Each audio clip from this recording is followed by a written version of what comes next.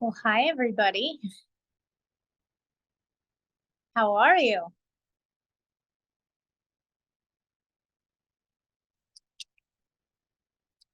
Just waiting for everybody to get logged on. It's really hot in the room that I'm sitting in today, so forgive me.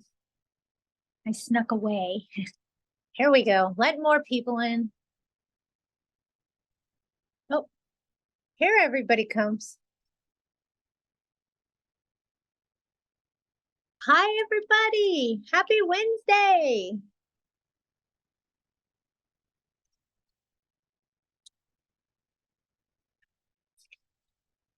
Is everybody on here? Are we ready? Want to start talking?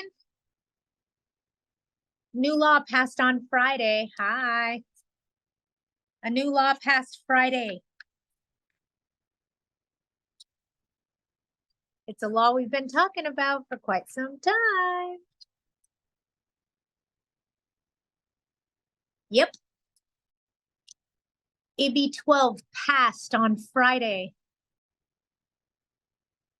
Patty, what is AB 12 and what are you talking about? Well, remember that assembly bill that I told you guys would cap us from only accepting 1 month's rent as a security deposit? It passed. Hold on, I'm letting more people in. David's and everybody that is coming on right now is going to want to know this. So bear with me while I wait for everybody to get on. Victor, when you get in here, give me a thumbs up. That way I know you're logged on. Victor, are you out there? Okay, so Assembly Bill, okay, I just wanted to make sure you could hear me.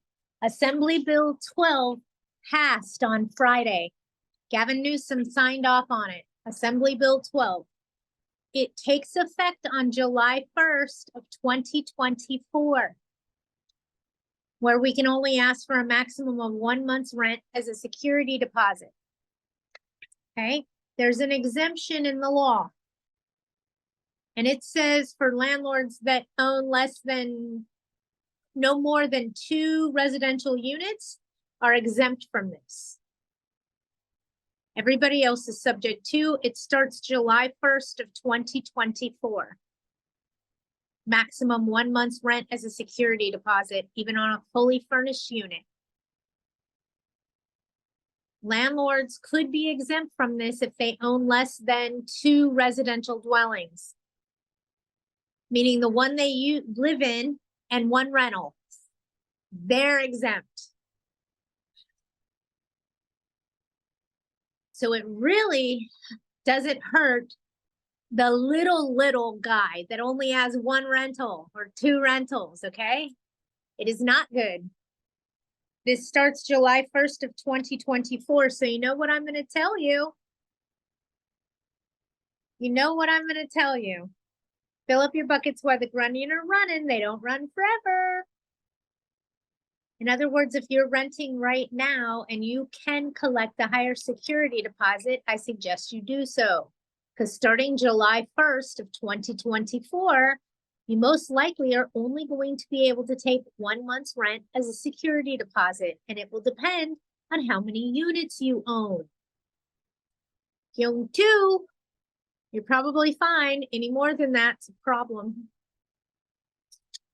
As far as collecting high security deposits, it will be grandfathered in. So if they paid a higher security deposit, it doesn't mean you have to refund the difference on July 1st. No, you get to keep that, okay? You're grandfathered in there. And now you know why I said fill up your buckets while the grunion are running. They don't run forever.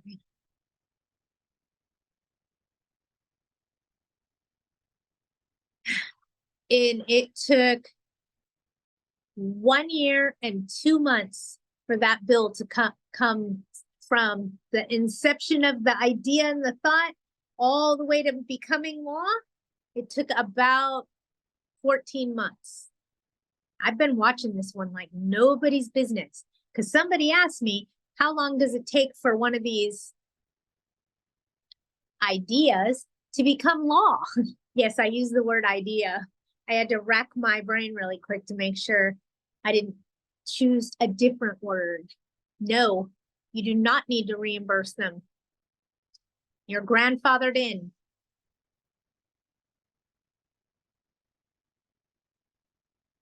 So no reimbursement required. So for right now, get that higher security deposit for as long as you can, because starting July 1st, done. Yes, Val, statewide.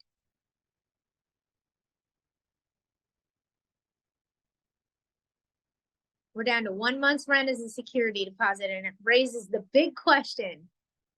Oh, you don't have good credit? Sorry, I can't rent to you. You don't meet my criteria. We're going to start saying that, right? Where are these people going to live? Because it's us, the little guys, that say, oh, come on, I'll work with you. I just want a higher security deposit and I'll rent to you anyway. We're not going to be able to do that anymore. So my question to you becomes, where are those people going to live?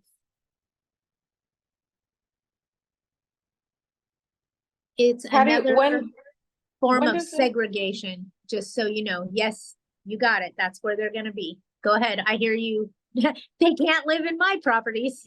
So you guys are hearing what I'm saying to you. Okay. Okay. when does Go ahead this with your law take, question. when does this law take effect? You said July of 2024? Correct. July 1st. And what we're speaking about is Assembly Bill 12. It was passed on Friday, signed off by Gavin Newsom himself. And what it says is that landlords renting residential premises can only accept 1 month's rent maximum as a security deposit. So that's what we're talking about right now. There is an exemption for the little guy that owns less than 2 doors. He's most likely exempt from this new law. Oh, and here comes all the questions. Hi, Patty, security deposit. I'm here. Not good. I own a home with a triplex. Am I exempt? Probably not. How about the tenants that have security deposit of more than a month's rent? Hold on to it. No, don't reimburse them. Yes, it's statewide and they are going to be on the streets. They can't live in my properties and these damn politicians have no business sense. These damn politicians are making rules in one way and one way only. And what they're not thinking about is the repercussions. What they're trying to do is eliminate homelessness. And all they're doing is adding to the problem. Everybody is answering the same way I would answer. Oh, you don't have good credit? You're not renting from me. You're not renting from me. Well, you're not going to be able to rent from corporate America either. So where are those tenants going to live?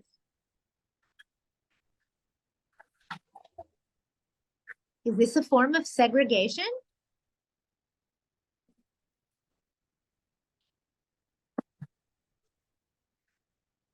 You guys hearing me yet? Does this make sense to you?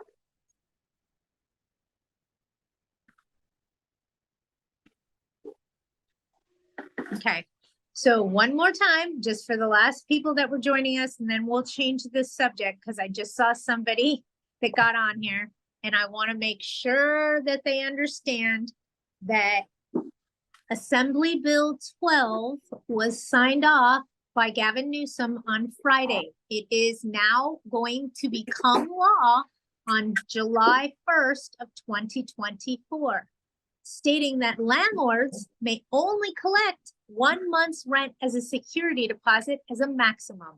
And that starts July 1st of 2024. Some landlords that only own 2 residential properties or less could be exempt from this law, but that is it. Okay, so that starts July 1st of 2024. Fill up your buckets while you can. Okay. I will do my best right now. Somebody's got their mic on and let me see if I can figure it out. I'm not real good at this. Got it. All right, so starting July 1st of 2024, we can only take 1 month's rent as a security deposit. Tenants will have to leave California. Either that or they're going to put them in our abandoned shopping malls. but that new law takes effect on July 1st. You do not have to credit any overages. Think of it as you're grandfathered in. So example, your rent's $5,000. Right now you take a $15,000 security deposit because it's a fully furnished unit. On July 1st, I do not have to give back $10,000. I get to keep it, okay? Yes. Anything that you call a deposit is a maximum of 1 month's rent starting July 1st. So pet deposit, property deposit, key deposit, all of that is a deposit. Lump it together, call it the deposit, and throw it in there. It's a deposit, okay? Deposits are fully refundable. Fees are not. I know, Val, I got you. So if you charge a cleaning fee, that's a fee and it's non-refundable. A security deposit is refundable. July 1st of 2024, correct. Independent landlord could be exempt if they own less than 2 residential dwellings.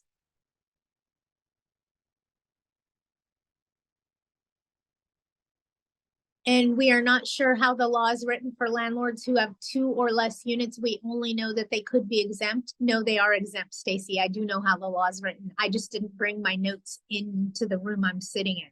My bad. They're actually in my car. But no, and CAA has a great article on their website stating who's exempt. And for those of us that run property management companies, your independent landlords are independent landlords. They're not governed by your management company, meaning because you manage 3,000 doors and that owner only has 2 houses, the one he lives in and 1 rental, and you manage that 1 rental. Because you manage 3,000 doors as a property manager doesn't mean you ruin that owner's exemption. It has to do with the owner directly, okay?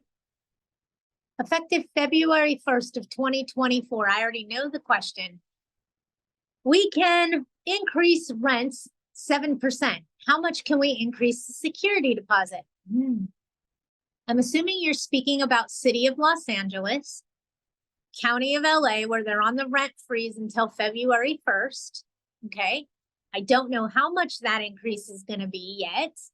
I'm thinking it's going to be more like 1 to 3%, not 7. And as far as increasing your security deposits, let me say this. Some municipalities won't allow it.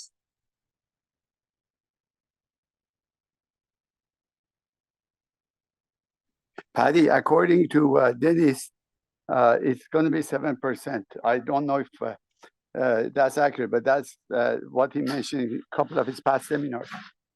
Okay, and they may have it based on the CPI of what that's going to be, but the city may make a change. God knows. You guys, we've been this far through the pandemic. We've learned one thing. Anything can happen at any given time. With that said, we just don't know what they're going to do. Yes, Stacy, cleaning fees. Landlords will sell all units and keep 2. I don't know. I don't know that they'll do that.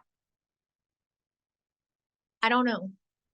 Not over a security deposit. They'll just up their criteria and not take risks. You must have a, like somebody else said, I think it might have been Val, must have an 800 FICO. We're going to see a higher FICO because we're not going to be able to ask for higher security, which in turn will turn them away. And where are they going to go? Because corporate America ain't playing this game. Not having it. Not a chance.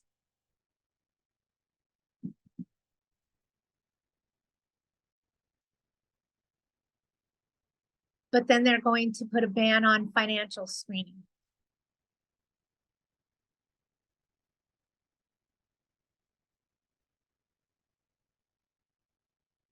I'm not saying anything. I'm trying to keep my mouth shut on them banning financial screening because that's already in the works. Come on, you guys. We can't look at their criminal history. There's all kinds of stuff we can't do.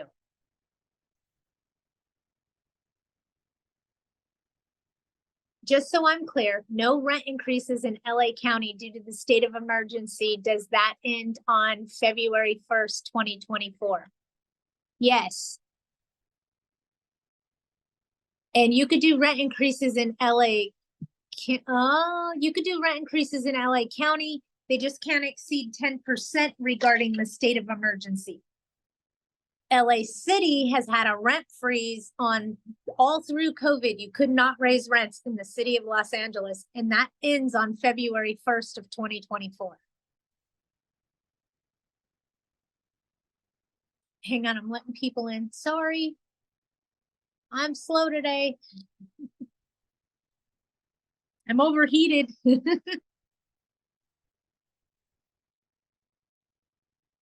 Okay, I'm seeing a lot of questions come in. Just give me a minute and I'll get to them.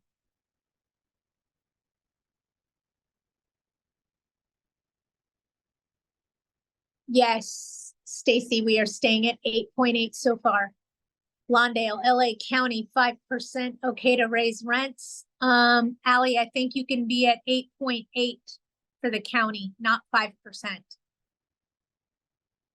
Can we collect other fees with other titles not called security deposits for our fees and protection? Potentially. And the reason that I say potentially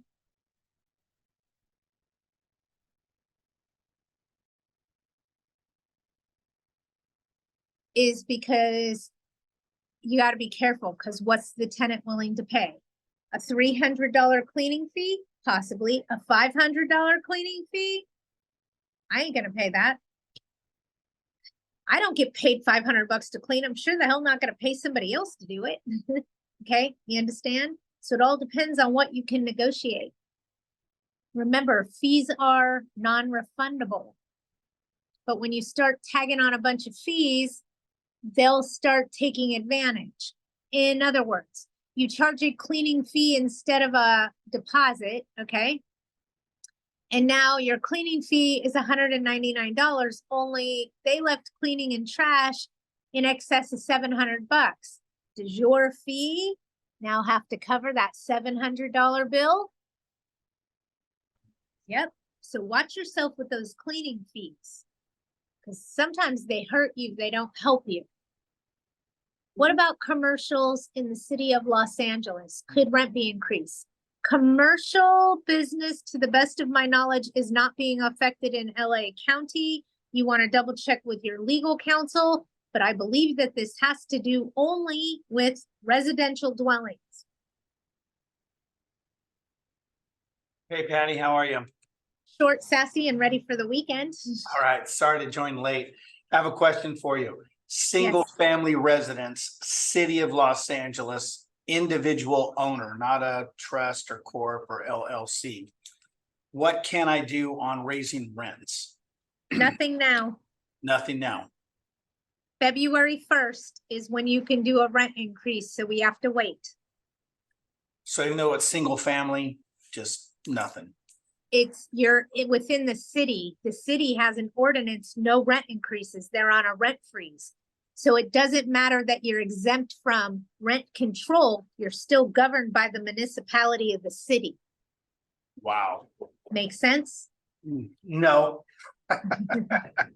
But if you're not governed by rent control, you're still governed by the city's bureaucracy and BS.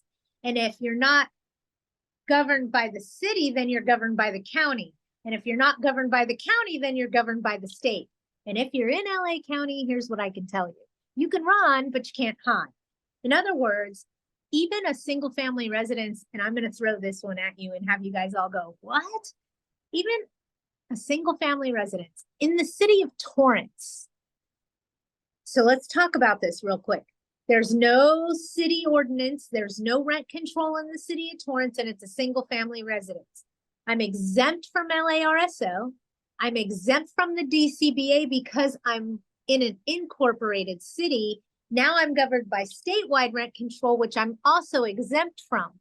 But in the event I want to terminate tenancy, you can run, but you can't hide.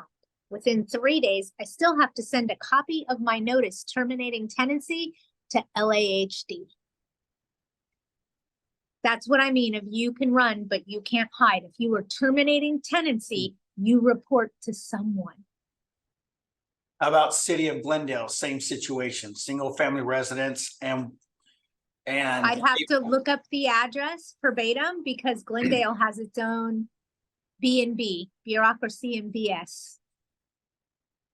And I believe the city of Arcadia isn't allowing any major renovations until after the first of the year.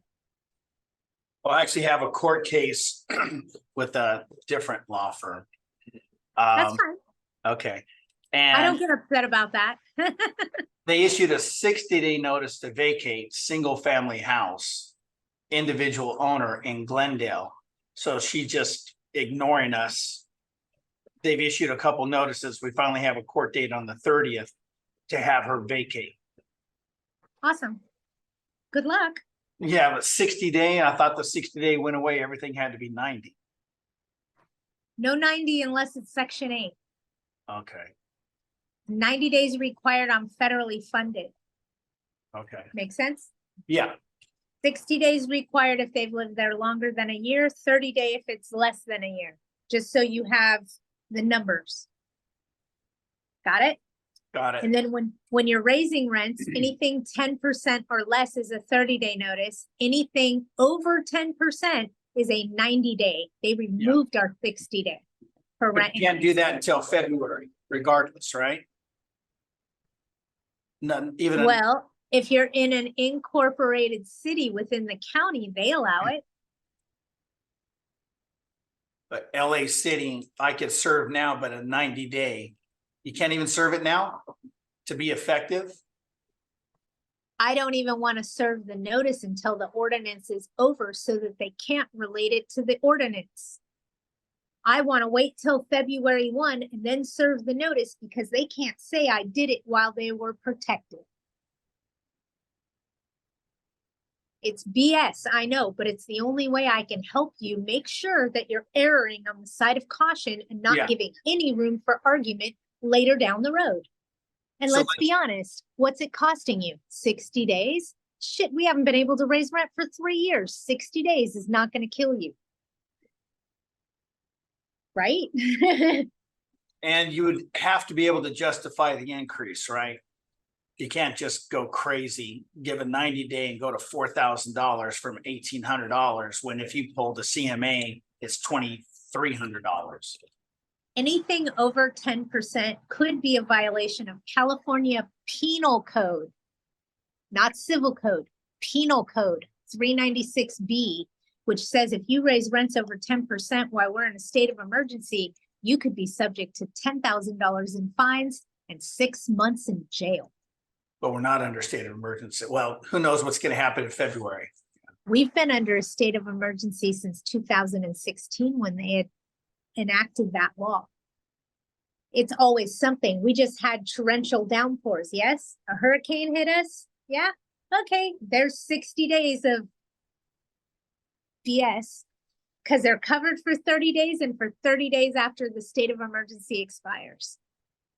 And we're always in a state of emergency because of fire, flood, illness, bureaucracy, BS. I mean, sometimes it has nothing to do with rental housing. The example, we had torrential downpours and a hurricane hit us. State of emergency, LA County, San Bernardino County, Riverside County, it hit us all. But were we that affected? Has to do with the victim that's affected. That's why I tell you guys always to be careful. They have to be a victim of the state of emergency in order for you to get fined. So be cautious is what I can tell you. Be cautious. And I tell myself every day, you don't look good in orange. You don't look good in orange.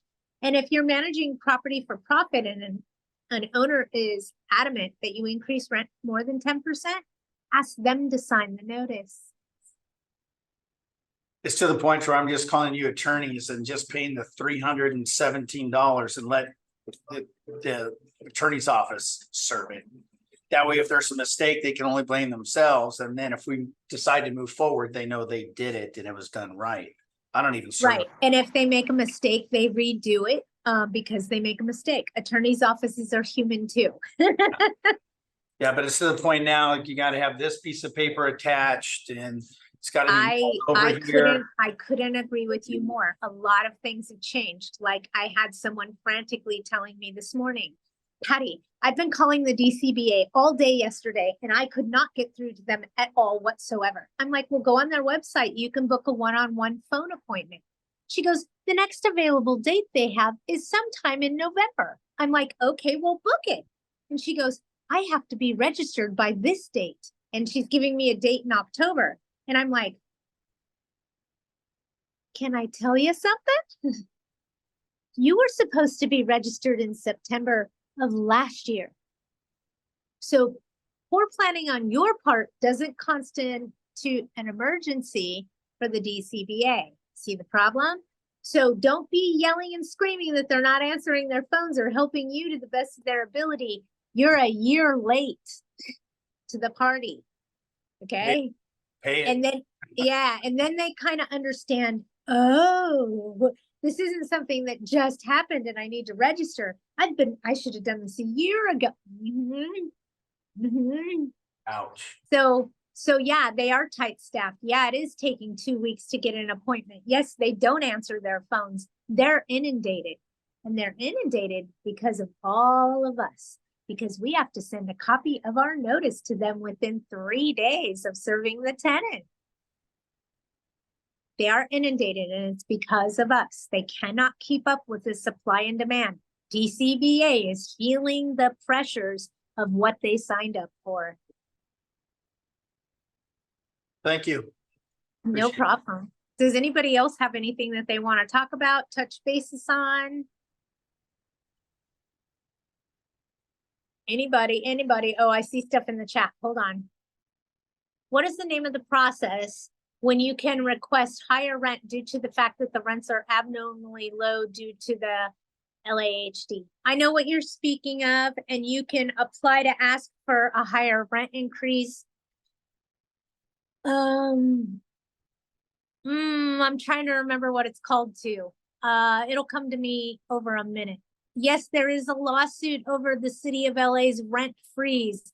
AGLA and AOA are involved with it, stating that it's unconstitutional. Are we able to request higher increases from Section 8?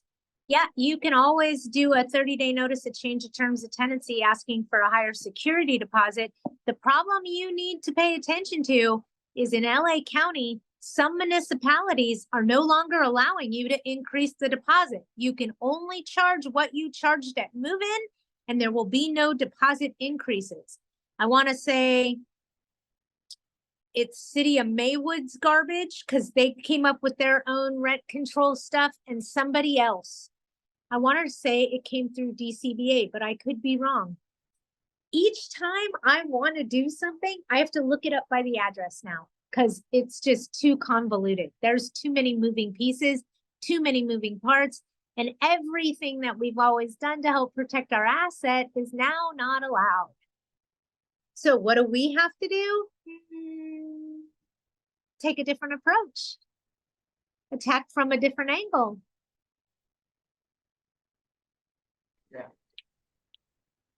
Hang on, someone's trying to call me. Yes. Karen from Roadrunner, San Bernardino County. Question for you. Hi.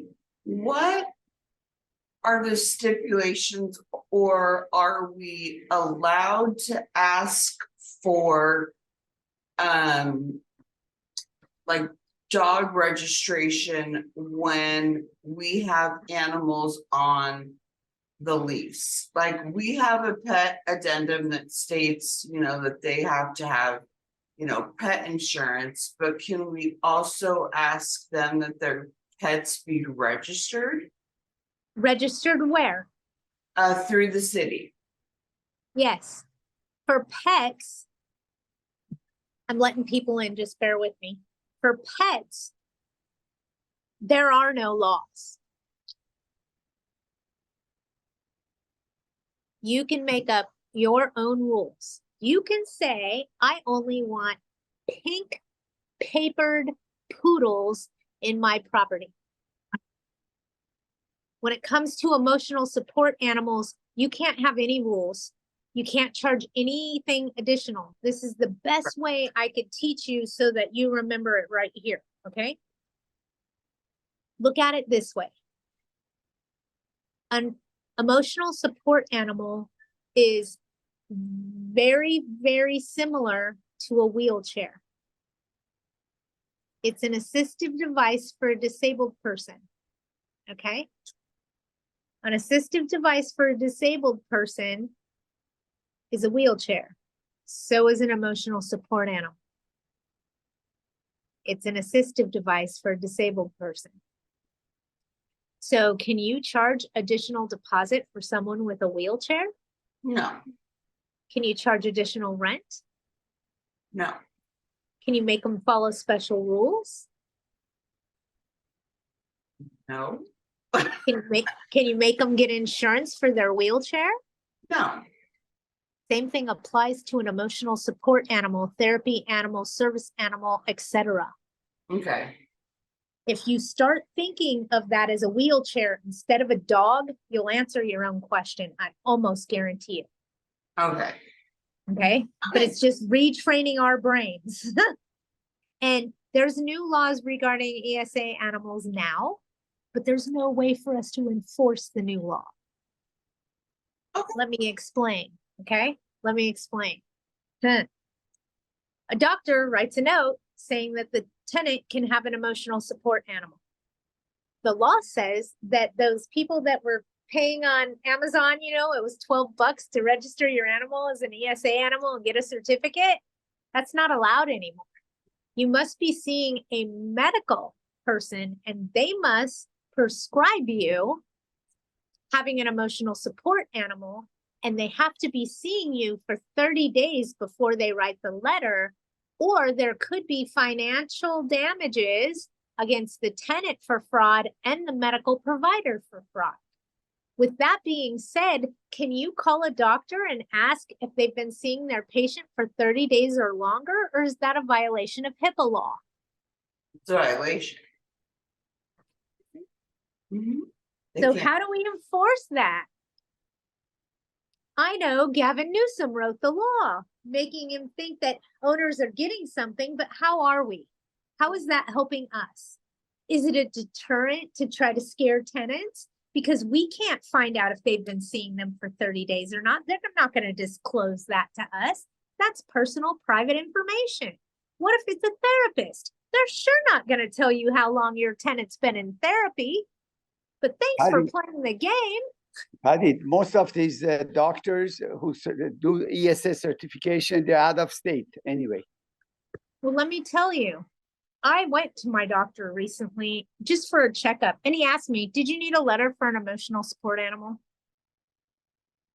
No. Okay.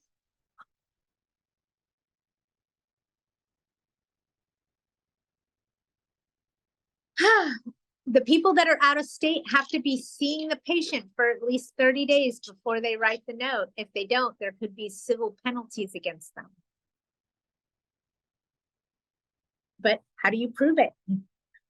Oh, you drove all the way to Nantucket to see your doctor?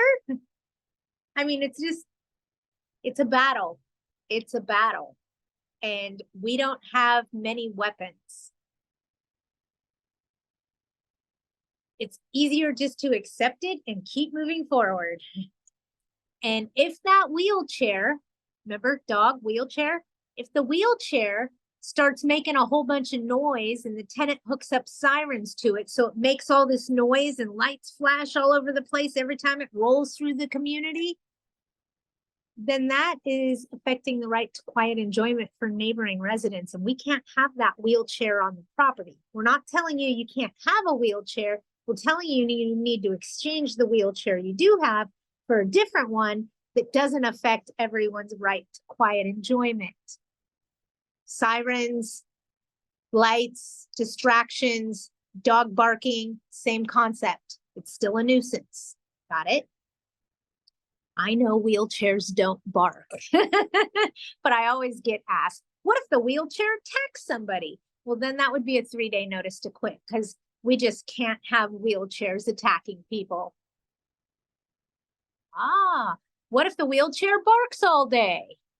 Well, it can affect the right to quiet enjoyment for neighboring residents, so they may have to exchange it for one that doesn't bark all day. Okay? Sorry, it is really hot Patty, in the room that I'm in, and I'm just in a so we're- sweater. Yeah, what you got? so that we're flat on this, I'm taking notes because I get this quite often. I When know. somebody applies for an apartment, when somebody applies for the apartment and they say they have emotional support animal, what exactly are they supposed to give us? What documentation? I know that we can't prove it or we can't call the doctor, but at least what are they supposed to give us in order for us to accept that it is a wheelchair? A prescription, a doctor's note, a letter from a doctor. It doesn't have to be a doctor. It can be a therapist. It can be, you know what I mean? Emotional. Yeah, it could be anything, literally. But they need a note. And then this is the key, okay? I always ask them to fill out a request for reasonable accommodations. That is the big key factor in the whole process and procedure, okay? What Let is me that? Request for reasonable. Accommodations. Mhm. So when your tenant wants you to change the rules for them based on a disability, they give you a request for reasonable accommodations. Let me give you a couple of examples for a request for reasonable accommodations. Anybody that wants an emotional support animal, I ask them to fill out a request for reasonable accommodations. Somebody that wants me to change the due date on their rent because they don't get their disability check until the 13th of the month wants their rent due on the 13th of the month. That's a request for reasonable accommodations based on a disability. In other words, I am changing the rules just for you because you're disabled. Okay?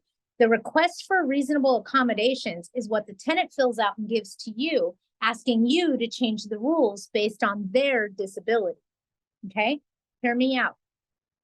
It is that piece of paper that is going to protect me from fair housing as to why I let this person have a dog and I didn't let that person have a dog, because this person's disabled and that's not a dog, it's a wheelchair.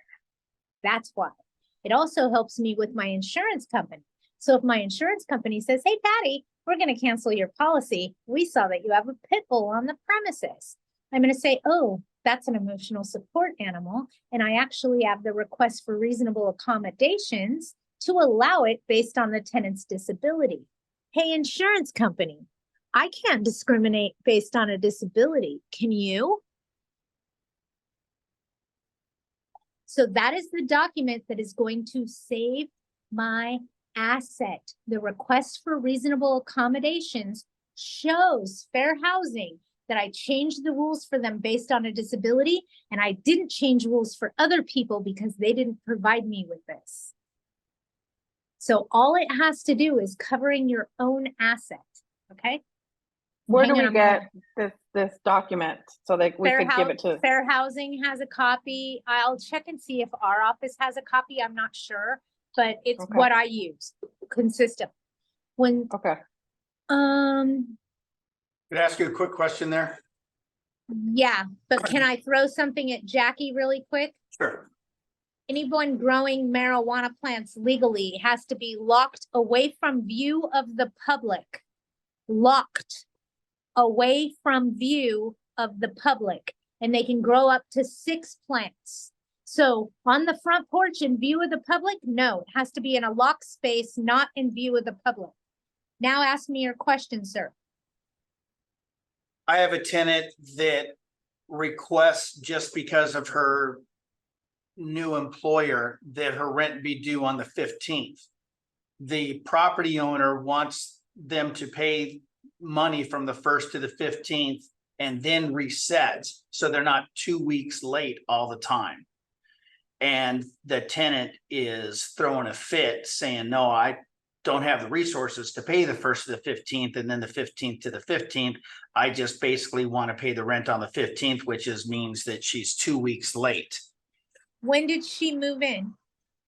7 years ago, And her rent is due on the 1st? correct? And she's asking you to change her due date based on her employer. Correct. No disability involved. None. No request being made. Can I Well, ask you another question? yeah, Do you have a waiver clause in your written rental contract? waiver. It's a standard car form, but what's the Okay. waiver? Just because I accepted rent late this month doesn't mean I'm gonna accept it rent late every month. That waiver clause says that you can allow something to happen once, but it doesn't mean that you waived it for the rest of the residency. Let me give you an example. Your rent is due on the 1st. If you start collecting it on the 15th of the month, did you rewrite when the rent's due? Unless you have a waiver clause. I don't believe I've read that in the standard car form. I can tell you it's in there. I'm a broker. Okay, it is in there. So it says rent, security deposit, you know, the paragraphs, one Yeah. of them in the back, probably around number 37, maybe 42, bear with me, blonde, and Yeah. says waiver. Okay, so let's go back to requiring the 2 weeks payment in order to reset the schedule. It's not a requirement. Why are you working harder instead of smarter? You're Unfortunately, rent is due on the 1st. We are not making an amendment to your written rental contract. unless she pays for 2 weeks. We're not changing this. Your rent is due on the 1st. And then we contact your office to serve a 3-day notice on the On the 5th, 2nd. on the 2nd. On the 2nd. But you Remember, don't- your grace period has to do with when your late fee applies, not Yeah. with when your rent's due. But what if my owner is willing to do that? She just wants the 2 weeks. I know what she wants to do, but you're gonna have to press the tenet of, no, your rent's due on the 1st. We're not waiting till the 15th. Okay? You're gonna have to stand strong. If she then gives you a request for reasonable accommodations based on a disability, you're gonna change her due date to the 15th. But it's not a disability. Yet. Yet. Until Yeah. she finds a doctor's note. Now, what if the owner rewrote a lease saying it's due on the 15th, didn't mention anything about the 2 weeks in writing, the next day sends her an email, oh, it's due. Like she thought about it later. It's like, hey, I want the money, but they have a written lease saying it's on the 15th now. And nothing about the extra 2 weeks being paid up front. She's still 2 weeks delinquent. There's a prorated amount in there that isn't accounted for. So if she gave her a new lease, changing her due date, she should have prorated her rent. Yeah. So Okay. it happens when people manage themselves. All right. Hey, people don't call us because everything's sunshine and roses in their life. They call us and give us problems. Yeah. Thank If you. it was easy, everybody would be able to do it. Okay? It's management is not easy. And some landlords think, oh, I'll just manage my own property. It'll be fine. Oh, give them one ratchet tenant and True. it only takes one. Hang on. When doing I have a question. Go ahead. It goes back to the emotional support animal. When we get the Yes. letters, we once Yes. received a letter signed by a therapist, Uh-huh. and the name, essentially, the therapist spelled their name wrong. Could we call the therapist and verify the letter? You could call the therapist. You can verify the letter. Don't be shocked if they won't give you much information. It has to do with HIPAA law. For those of you that don't know what HIPAA law is, it's disclosing someone's personal medical stuff. So doctors don't disclose anything to anybody, okay? It's just they can't. Therapists, same thing. Anything that has to do with medical has very strict restrictions on what they're allowed to tell you. They may be able to tell you, yes, this is my patient, and that's it. Okay, that's it. So if we Um, ask, like, yes, it's your patient, and did you write this letter?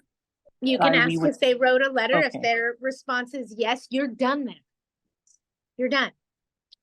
Okay, Pick Thank and you. choose your battles, and an emotional support animal is not one of them. I tell people all the time, look at it this way. If you evict someone for unauthorized pets, and just hear me out, okay? They will wait until you get all the way to the court trial, and then the tenant will produce a doctor's note. The judge is going to look you dead in the face and say, case dismissed, go home. Because that's no longer a dog, it's a wheelchair. Pick and choose your battles. When it comes to pets and animals, tread with caution, tread lightly. If it's a nuisance, then address that it's a nuisance. If it's not, they passed a new law that all housing built starting January 2025 and going forward has to allow animals and pets. With that being said, we know which way this is going to go and where we're banging our heads in the wall. Stop beating your head in a wall and find an easier way to combat what you're trying to do. Okay, Patty, I'm going to go back. That Yeah, go being ahead. said, I know that we're spending a lot of time on this, but I just want to get it straight. It's a big That- subject. Yeah. So that being said, I got the what we're gonna, if somebody wants to have an animal, we ask for the request for reasonable accommodations. Now the dog is there, the wheelchair is in the property, so the wheelchair is barking, the wheelchair is gnawing on when we do our inspections, the unit smells, or there's damage that the wheelchair did in the property. How do we deal with that? What sort of paperwork do we give, or what verbiage do we use in order Honey. to deal? Honey, if a tenant is damaging a property, do we serve them with a cure or quit? Yes. Bingo. If there's a dog barking at a property obnoxiously and it's affecting the right to quiet enjoyment for the neighboring residents, what do we serve them with? A cure or quit? Yes.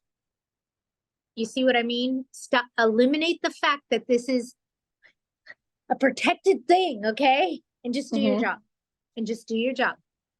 Just a regular cure or quit. Okay. 3-day got it. curable breach of covenant, right to quiet enjoyment, excessive barking from the dog in the premises. Got it. Okay. I will very tell good. you this, if it gets down to the nitty gritty where that just won't stop, then you need to talk to your legal counsel, because they're going to write a letter to them explaining to them that this is causing a nuisance in the property and they need to remove that animal and exchange it for a different one. We're not telling them they can't have an animal or a wheelchair. They just can't have that one. That one disrupts everybody else. So it's very, very tricky. Do not try to do that on your own. You need legal counsel to help you. No joke. And that would be after you do the 3-day cure or quit, and they're not doing anything. Okay, Yep. got it. Then you're going to want to talk to your attorney. No joke. You don't want to, the ADA has really big teeth and you don't want to go poke them in the eye. Okay. You want to do this strictly by the book. So make sure your legal team is helping you, because they're the ones that Got are it. going to save your asset in court. So Very we good. have to Thank you. no problem. I'm going backwards on my list now to answer questions, so bear with me. We talked about the marijuana plants. When Section 8 is discharged a tenant from Section 8 because they make too much money, what should I do? Do I rewrite the lease agreement so it will have the rent remain the same amount? The rent remains the same amount anyway, just Section 8 is no longer paying and the tenant is now responsible for all of it. You should have 2 rental contracts. One's yours, one's Section 8's. Yours now controls. City of Los Angeles condo, 3 tenants on a car lease. One is moving out and being replaced by 2 people without authorization. I couldn't see anything on the lease about a guest or additional tenants. Any thoughts? Yes, it actually is in the car forms lease. It has to do with unauthorized occupants. No, and I wouldn't take rent from those new people because they're not your tenant. As soon as you take rent from them, they become your tenant. So don't take rent from those new people. When doing a preventative maintenance annual inspection, what are landlords responsible to replace or repair? Example, CO2 and smoke detectors, fire extinguishers. This is a single family home. This is your chance, Jessica, to get in there and see what preventative maintenance needs to be done. In other words, is the sun deteriorating the eaves on the side of the house? Do we need to talk to the landlord to let them know that they're going to have to do some exterior painting this summer? It's being the eyes for the landlord, letting them know what maintenance needs to go on. Hey, that back deck's pretty rotted out. We should probably think about replacing that in the next 6 months to a year. Things like that. So you're looking for preventative maintenance on things that you can report to the landlord that may become a problem in the future or that need to be addressed. So it's our opportunity to tell them, hey, you need to paint the house outside. It's looking pretty shabby. You're the eyes and the ears, okay? So you're seeing what's going on and reporting back to a landlord in order to keep their house nice. Got it? What is a landlord responsible? All maintenance and upkeep. That's what a landlord is responsible for. Has to do with habitable premises. So the request for reasonable accommodations can be a letter from the tenant detailing their request.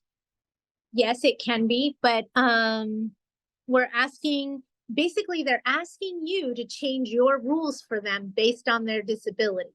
And that form is what helps save you from fair housing on why you made that change for them, because they're disabled. That's why. And here's the form to prove it. That's all that form does, is it helps protect you from your insurance company, from fair housing, from anybody that would say that you were discriminating by allowing that person to have a dog and not this person.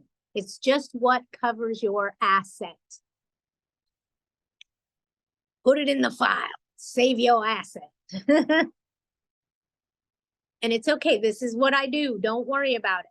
Hang on, I lost myself. Yesterday I performed an annual inspection only to find that the tenant had made several alterations to her unit without written or verbal permissions. What should I do immediately to protect yourself? Marion, what does your lease contract say? Does it say that the tenant is not allowed to make modifications to the property without written consent of the landlord? If so, then what you want to do is serve a curable breach of covenant, detailing all the modifications that they made without written consent, giving them time to correct it, and then going back out and doing it again until it's all corrected. If it's not corrected, then you most likely can start an eviction. Val, I have a tenant that pays half on the 1st and half on the 15th, but she's not late. She paid ahead to get on this schedule. Hey, you never know. I had one of those that was always 3 months in advance. When she moved out, I had to refund her deposit because she left the house immaculate, and 4 months of rent she prepaid me. Are tenants required to inform the owners when they have employment changes? No, they are not, unless your lease contract says so, and I have never seen a lease that says so. Condo lease. Rent is going to be paid by the existing tenant. Okay. Anybody that's in possession, if you take rent from them, they become your tenant. So you want to be cautious with that. So be careful. Patty, where can I find the requirement for smoke detectors in each bedroom and one central location? The law has to do with your fire marshal in your city or your county. Ah, you found it. Yeah, it changes by county and city, so be cautious. Some of them require CO2 detectors to be outside of each bedroom, along with smoke detectors. Yeah, it's been a while, but yeah. Sorry to repeat, but you may have missed this one. I love you, Val. Mwah. You guys keep me straight when I miss something, and I wish that you could all follow me around and help me do that every day. Hold on, it's hot in here and I'm feeling it. So I sent a guy a rent increase, certified mail. I did not post. It's in Kern County, of course. He refused it. It was returned to me. I texted him that his November rent and his deposit is increased. He did not reply. If he does not pay the increased amount in November, I will post on December an increase a tad higher. I'm only talking a $40 to $50 increase, but I'm sure he'll be pissed. Oh, I'm sure he will. And post it on the door. Have your girl go post it on the door. Okay. Is there a good annual, hang on, somebody's trying to call me. Is there a good annual inspection form that can be changed on Word, Excel? Where could I find this? CAA makes a interior inspection form or a preventative maintenance inspection form. Hope that helps. Can you charge for cleaning and damage if found after the tenant vacates the unit and the tenant said they did clean? Anna. My kids say they clean too. When it comes to cleaning, there is California Apartment Association is CAA, just to answer that question. When it comes to cleaning, there's a yardstick of cleanliness, okay? I clean one way, my kids clean another way. So everybody has a yardstick of what's clean and what's not clean. So what I tell tenants is you have to leave it in the same condition you received it in, if not better. Otherwise, you will be charged accordingly. Oh, you must leave the property in the same condition you received it in, or you will be charged accordingly. You did a walkthrough move-in inspection with them. You documented everything. That's your evidence. CAA is the California Apartment Association, okay? Can you charge for cleaning and damage if found after the tenant vacates the unit and the tenant said they did clean? Yes, you can, Anna. It goes with that yardstick of I say it's clean, my kids say it's not, yada, yada, yada. Same concept. So with that said, yes, you can. Maybe you did clean it, but it wasn't up to our standards. It wasn't left in the same condition it was given to you in, minus wear and tear. Okay. So I don't care if they cleaned, I don't care if they hired a carpet cleaner. If it's not up to your standards, it is not up to your standards.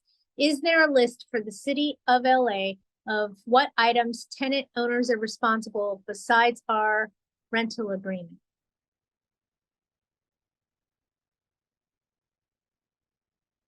Hang on, and I'm gonna, if I could teach you something, Teresa, it would be go to the Department of Consumer Affairs for landlord tenants and look up security deposits. Look up wear and tear, because it'll also tell you there what habitability issues are. Habitability issues need to be fixed immediately, right away, by the owner. And if it's caused by the tenant, you can turn it back, charge it back to the tenant.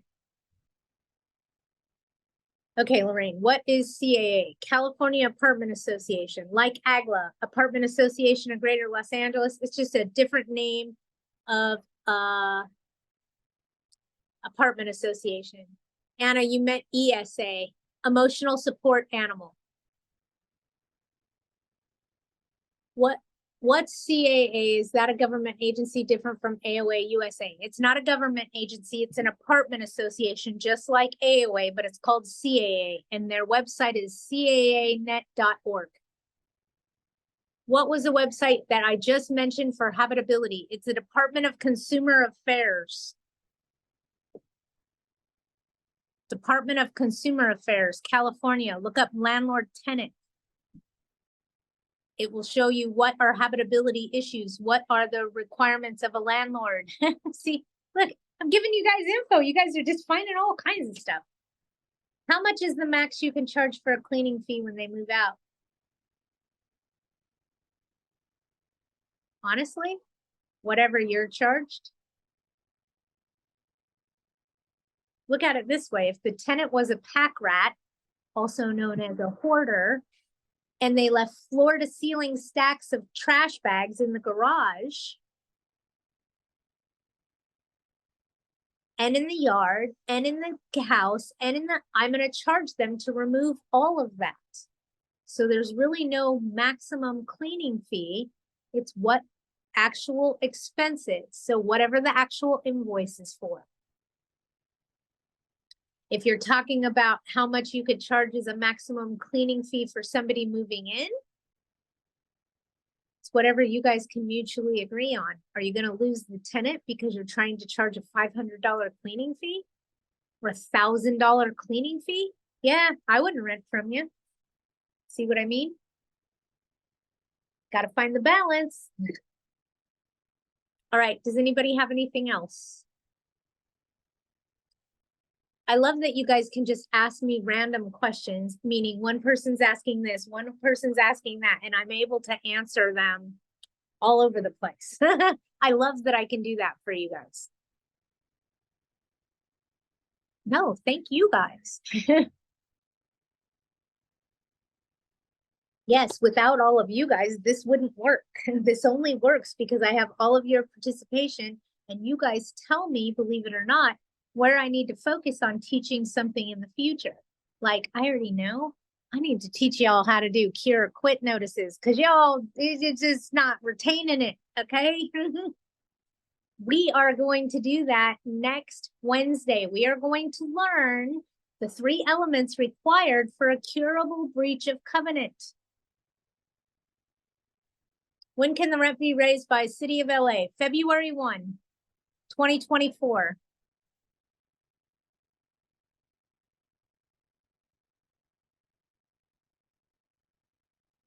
When can rent be raised by City of LA next year, 2024? Correct. I try. This is my area. I love property management. I feed off of it. I absorb it. I retain it. This is what I do. Okay. As landlords, we demand that tenants clean the dirty unit while they're still occupying the unit. I do. Absolutely. They're not allowed to be pigsties. And if there's a paragraph in their lease about cleanliness, we can enforce it. Hope that makes sense, Marion. So if they have a paragraph in their lease about cleanliness, and I know it's in there, find it, and they're not keeping their unit clean, you serve them a cure or quit. Have a live initial inspection report documented with the tenant.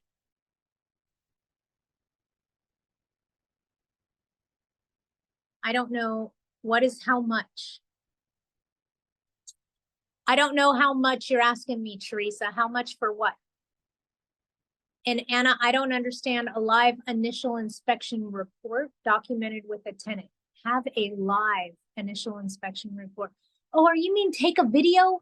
Take a video. I got you. I take move-in photos and make them sign a move-in walkthrough inspection.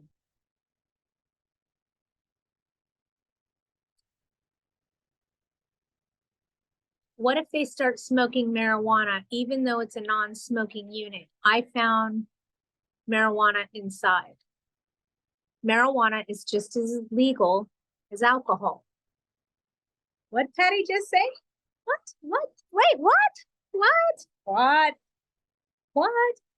2017, January 1st, we have the marijuana law.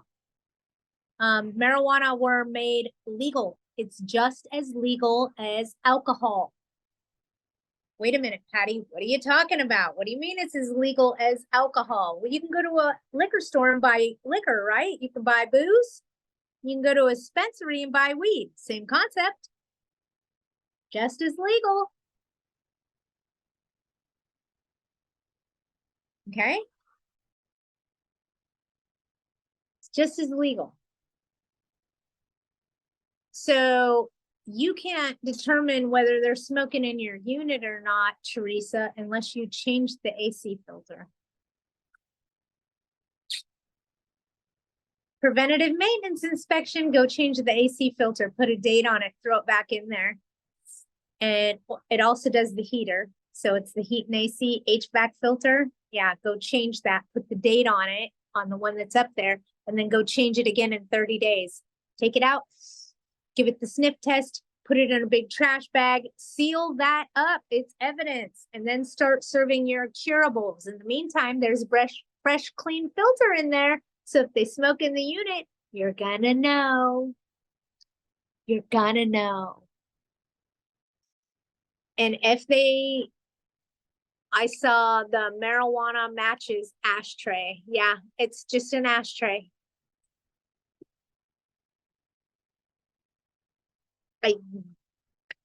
Unless you're catching them smoking, it's just as legal as them having beer in their refrigerator. They can have a bong and a bag of weed sitting on their table as long as they're not smoking it in your unit. It's perfectly acceptable.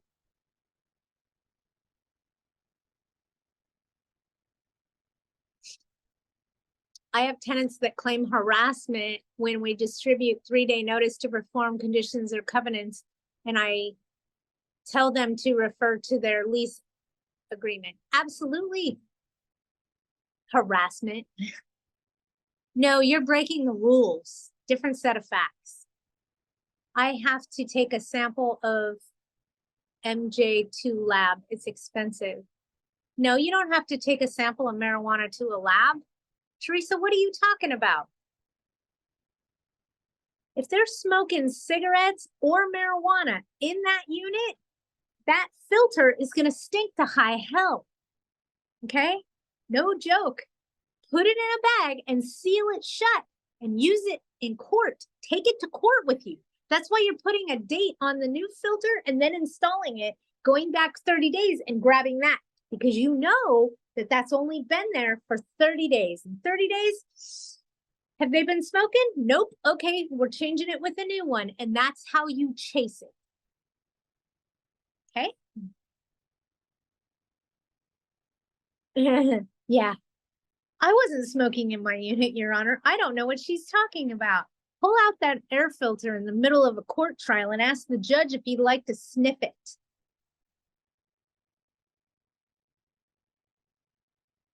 In units that don't have central air or heat, there's really no way to prove it, right? It gets more challenging. It gets more challenging. You got to do something about it because you're at risk of secondhand smoke, thirdhand smoke. It's affecting the right to quiet enjoyment. Neighboring residents could file a class action lawsuit against you. You must address it. And I But just go how? tell him. I go tell him, dude, I know you like to smoke weed, okay? I don't care. I don't care. I'd rather deal with a room full of people high on marijuana than deal with one drunk. The reason why is people that are high on marijuana, it slows them down. They want to sit there, eat, laugh, eat popcorn, and watch something stupid on TV. Okay, no joke. Somebody that's drunk is running through the halls naked, trying to jump out of windows. I can't have that. The problem with marijuana is the freaking smell. So tell them, I understand that you like to partake in this activity. Unfortunately, the smell that it produces is offensive to other neighboring residents. So I'm going to ask that I'm not saying you can't utilize it, you just can't smoke it here. You can vape it, you can rub it on as a cream, you can eat it as a brownie, you can do all kinds of things. A tincture under your tongue. They make it so you could utilize the benefits of marijuana in many ways. You don't have to smoke it. And if you do prefer to smoke it, we're going to ask that you don't do it on these premises. Because we are a non-smoking community. Right. Been there, done that. You have and they a still doctor's continue to note? smoke. You have a doctor's note? That doctor's note says that you can use marijuana. It doesn't give you a prescription to inhale a carcinogen.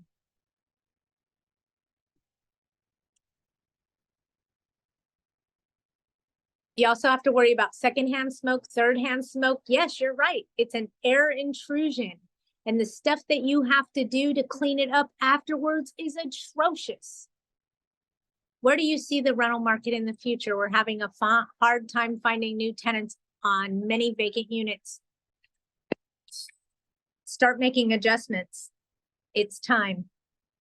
The plateau has hit. So if you have vacant units that aren't getting rented, lower the rents. Even if you're lowering them by $15 a week, lower it by $15 a week. Start offering move-in incentives, specials. In a perfect market, in a perfect world, the security deposit is not your money. So it's the first thing I want to lower because it's not my money. Meaning, if you have a 750 FICO score or higher, we could do a security deposit of $500 or less on approved credit. And that is less money to them, doesn't affect you, and makes things work better. You can't make it smoke particles out of a frame foundation structure. My lungs. I hear you. Some of the restoration companies can do quite a bit now to get rid of the smoke residue, if you will. Because it's not only cigarette smoke and marijuana smoke, it's also fire smoke, like from a forest fire. So if you were, they have a lot of stuff they can do to help with smoke problems. Restoration companies do that. I specifically use PRC restoration. Oh, it's hot. Just because I trust them. Are landlords allowed to place exterior surveillance cameras any place on the property as long as it's not pointed at the tenant's dwelling? Most likely, yes.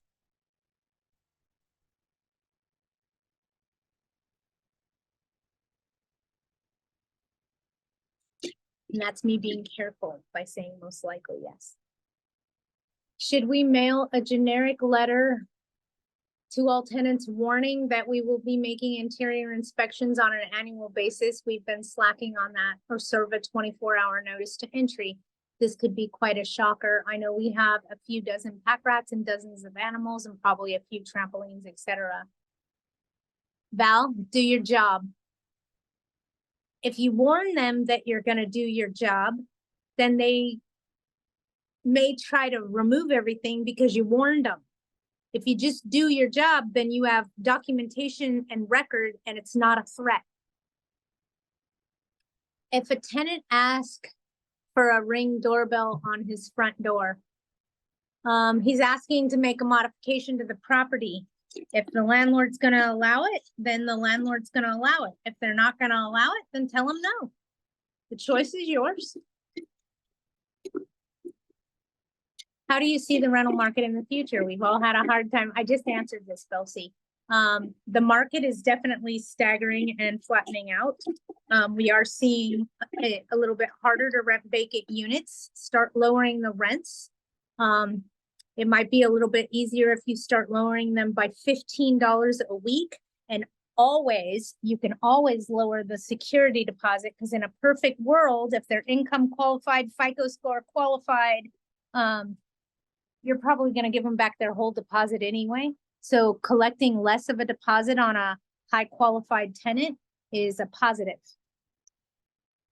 Can I put in and make him pay for the internet service in the Ring and the common areas?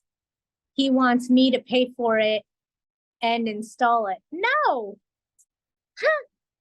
A tenant wants to put in a Ring doorbell, then it's all done at their expense, or don't allow him to do it. If you want to put up cameras, I'm going to tell you, don't use Ring because they charge you per month. Use Blink, B-L-I-N-K. You can buy them on Amazon. You don't have to pay a monthly charge.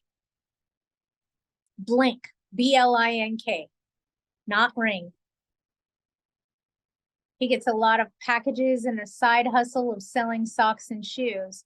Yeah, no, we're not allowing a Ring doorbell, but thank you anyway, because you're running a business out of the house, which is a violation of your written rental contract, because I rented you the property for residential purposes only, not to run a commercial business. A lot of outside homeless steal. I understand. Then put up your own cameras, but don't put up Rings, put up Blinks. And are you guys paying attention? I'm going to share a trick with you. When you're putting up the camera system, tenants look for them on the front door. Tenants look for them on the roof, pointing in the common area. They don't tend to look in the trees.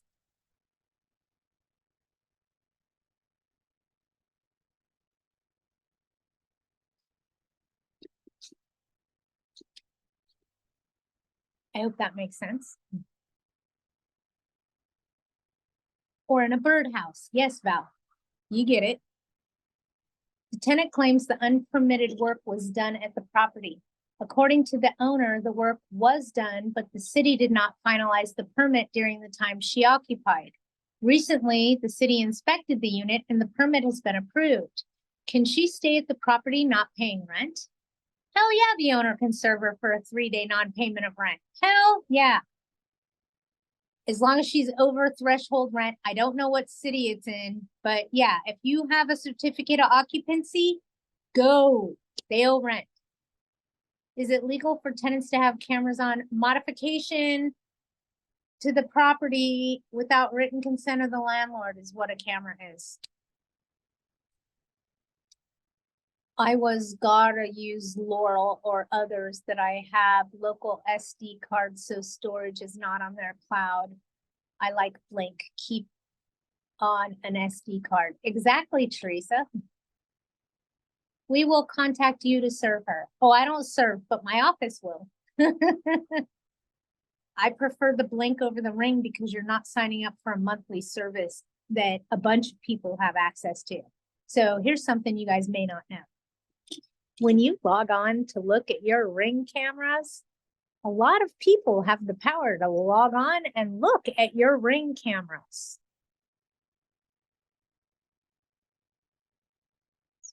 They can see what time you're coming home, what time you're leaving. Paying attention yet? Ring is not secure. Okay? Yeah, you still need to play for Blink, but it doesn't have as many problems as Ring does as far as other people getting into your network.